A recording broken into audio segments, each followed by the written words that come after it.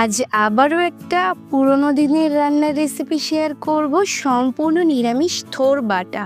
দারুণ স্বাদের এই মুখরোচক রান্নাটা কিন্তু নিরামিষ রান্নার একটা আলাদাই মাত্রা এনে দেয়। একঘেয়ে নিরামিষ রান্না খেতে না ভালো লাগলে এই ধরনের রেসিপিগুলো ট্রাই করতে পারেন। তো হ্যালো বন্ধুরা, আমি শুভ্রা, রান্নাঘরে ভুরিভোজ চ্যানেলে আপনাদের স্বাগত জানাই। চলুন তবে রেসিপিটা দেখে নেওয়া যাক।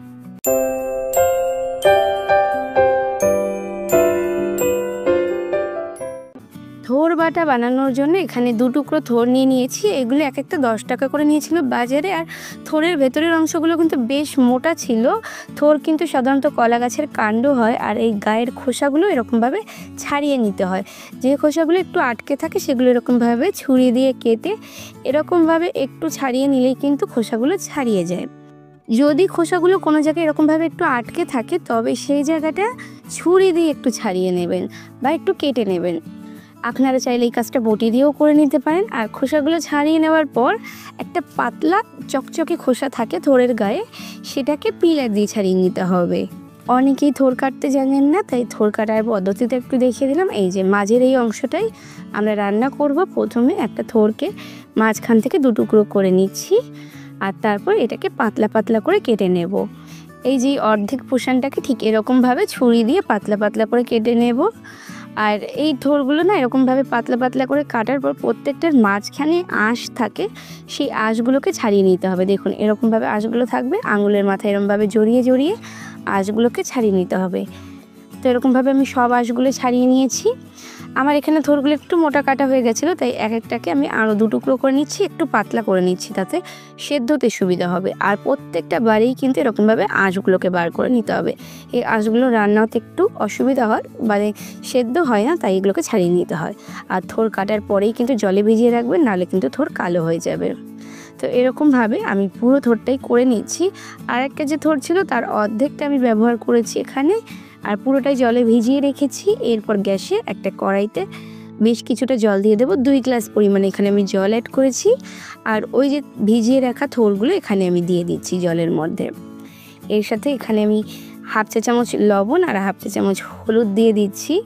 লবণ আর হলুদটা দেওয়ার পর গ্যাসের ফ্লেমটা হাইতে দিয়ে জলটা ফুটে ওঠা পর্যন্ত ওয়েট করব। থোর কিন্তু খুব বেশিক্ষণ সেদ্ধ করার প্রয়োজন নেই, যতক্ষণে জলটা ফুটে উঠবে। আর ফুটে ওঠার পর মোটামুটি 3 থেকে 4 মিনিট মতো একটু সেদ্ধ করে নিলেই থোরটা সুন্দরভাবে সেদ্ধ হয়ে যাবে।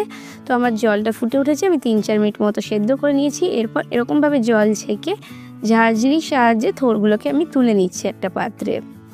এই থোরগুলোকে একটু ঠান্ডা করে নেব, তারপরে কিন্তু মিক্সি করব। পুরোপুরি গরম অবস্থায় মিক্সিতে না দেওয়াই ভালো।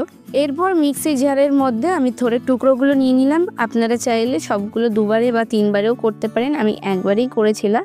আর থোরগুলোকে পেস্ট করে নিয়েছি। আপনারা চাইলে থোরগুলো একটু ছোটো টুকরো করেও দিতে পারেন কিন্তু। এরপর একটা মশলা তৈরি করে নেব। তার জন্য একটা শিলনোড়ায় 1 চা চামচ কালো সর্ষে, 1 চা চামচ সাদা সর্ষে, 2 চা চামচ পোস্ত আর 2 চা চামচ নিয়েছি সাদা তিল। আপনারা এর বদলে কিন্তু চীনাবাদাম ভেজেও দিতে পারেন। আর তার সাথে 4টে কাঁচা লঙ্কা বা ঝালটা স্বাদ মতো দিয়ে একটা স্মুথ মশলার পেস্ট তৈরি করে নেব। আমি শিলনোড়ায় বাটছি, এতে মশলাটা মিহি হবে। আপনারা চাইলে মিক্সিতেও করে নিতে পারেন, তবে শিলনোড়ায় মশলা বাটলে কিন্তু তার স্বাদ আলাদাই সুন্দর হয়। আমি শিলনোড়াতে একদম মিহি করে মশলাটাকে বেটে নিয়েছি। আমি কিন্তু 2-3 বার করে বেটে নিয়েছি, আর মশলাটা একদম স্মুথ হয়ে গেছে। এরপর রান্নাটা করে নেব। তার জন্য গ্যাসে কড়াইটা আবারও বসিয়ে দিয়েছি, আর ওই কড়াইটাই আমি ধুয়ে নিয়েছি। প্রথমেই 2 টেবিল চামচ পরিমাণে সরষের তেল দিলাম। তেল ভালোভাবে গরম হয়ে গেলে হাফ চা চামচ কালো জিরে আর একটা শুকনো লঙ্কা ফোড়নে দিয়েছি। ফোড়নটা দেওয়ার পর 30 সেকেন্ড মতো ওয়েট করে তারপরে থোর বাটাটা দিয়ে দিচ্ছি। দিয়ে নেড়ে ছেড়ে কষিয়ে কষিয়ে রান্নাটা করে নিতে হবে। গ্যাসের ফ্লেমটা মিডিয়ামে রেখে কষিয়ে কষিয়ে রান্নাটা করতে হবে। আর কষাতে কষাতে এর মধ্যে আমি দিয়ে দেব স্বাদ মতো লবণ। আমি এখানে হাফ চা চামচ লবণ দিচ্ছি, আর দিয়ে দেব হাফ চা চামচ হলুদ। লবণটা অবশ্যই স্বাদ মতো দিতে হবে। আর এরপর আবার একটু কষিয়ে নিচ্ছি, মোটামুটি 5-6 মিনিট মতো একটু কষিয়ে নেব।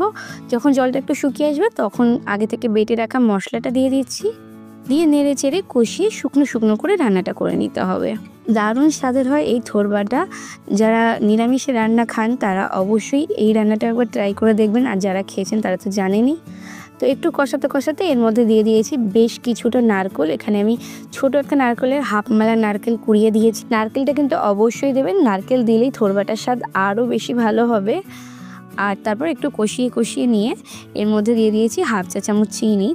একটু মিষ্টি মিষ্টি ভালো লাগবে, যেহেতু নিরামিষ রান্না থোড়ে একটা কষ ভাব থাকে, তাই মিষ্টিটা দিলে সেই কষ ভাবটা কেটে যাবে।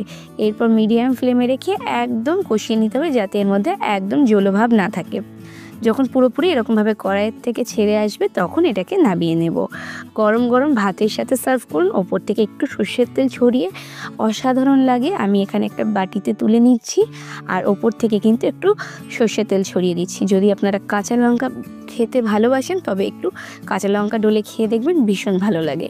যদি আপনারা নতুন ধরনের কোনো রেসিপি ট্রাই করতে চান, আমার ইউটিউব চ্যানেলটা একবার ঘুরে দেখতে পারেন। এখানে কিন্তু 400-এরও বেশি নিত্য নতুন রান্নার রেসিপি আপলোড করা আছে। আমাদের আজকের রান্না একদমই তৈরি। আমার আজকের রেসিপিটা কেমন লাগলো অবশ্যই কমেন্টস করে জানাবেন। ভালো লাগলে লাইক শেয়ার করে অন্যদের দেখার সুযোগ করে দেবেন। ফেসবুক থেকে আমার রেসিপিটা দেখে থাকলে আমার পেজটাকে অবশ্যই ফলো করে দেবেন। ইউটিউব থেকে দেখে থাকলে আমার চ্যানেলটাকে সাবস্ক্রাইব করে পাশে থাকা বেল আইকনে ক্লিক করে দেবেন, যাতে পরবর্তীকালে চ্যানেলে যখন নতুন কোনো রেসিপির ভিডিও আপলোড করব সবার আগে আপনাদের ফোনে নোটিফিকেশন পৌঁছে যায়। আজকে পর্যন্তই, আবার আসবো অন্য কোনো দিন অন্য কোনো রেসিপি নিয়ে। ততক্ষণ ভালো থাকবেন, সুস্থ থাকবেন।